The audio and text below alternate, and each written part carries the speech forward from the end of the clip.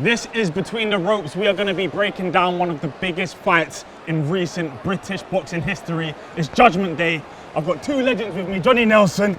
What's your name again, Whoa, mate? whoa. What's your name again, Whoa. mate? Spencer Oliver.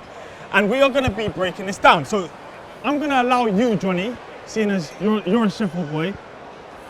How does Kell Brook win and lose this fight?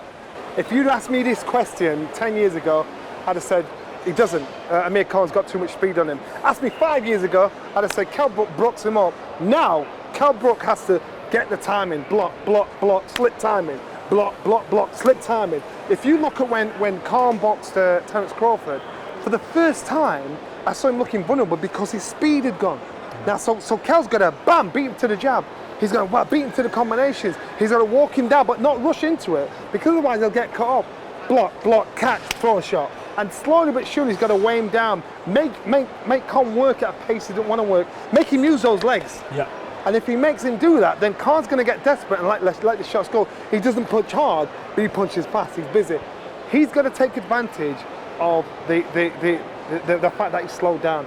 He's got to take advantage of that. If he does that, he gets the stoppage win. He's got to get crude, he's got to get him complaining to the referee. Is it fair to say we expect Khan to be the busier, maybe more successful fighter at the beginning of the fight? Without a doubt. And the thing is, can he keep that up for 12 rounds? I don't believe he can.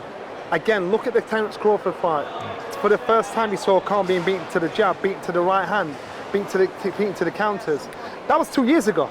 So he ain't going to get any faster over this time. So for the first 2 or 3 rounds, Khan's getting peppered. He's got to catch the time, and get the shot. That's how he wins the fight. Yeah, that's how he wins the fight. Wait there.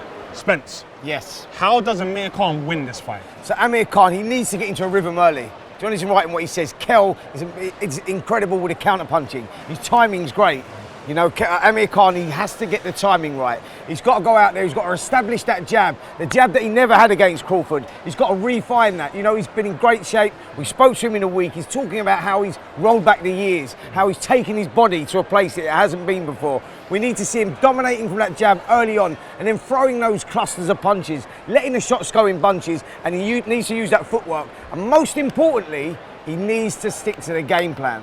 He needs that. You know, he's got Terence Crawford, which is a massive bonus on his side. Been training with him all through this camp. Terence will be adding some good stuff to him as well, which will give him added confidence. Again, it's all about confidence. You know, the psychological damage that's been done from Khan and Kell Brook may play a factor late on in the fight. You know, for Kell Brook, it may be those eye sockets, you know, late on in the fight. Will that start playing on his mind? For Amir Khan, we know that Amir Khan likes to get involved in a fight. Yeah. And that's not a good thing for Amir Khan. He's best when he's got his boxing skills, letting the shots go. If he gets drawn into a fight, that's where Kell wants him. Kell wants him in a dogfight, he'll counter-punch him and nail him. So, listen, all on the line here is all, for me, about the tactics and who gets into it first, who establishes himself first. Whoever does that, for me, wins the fight.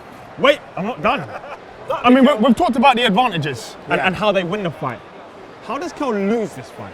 Easy. You look at the gloves are off. Kell was emotional, he wore his heart on his sleeve.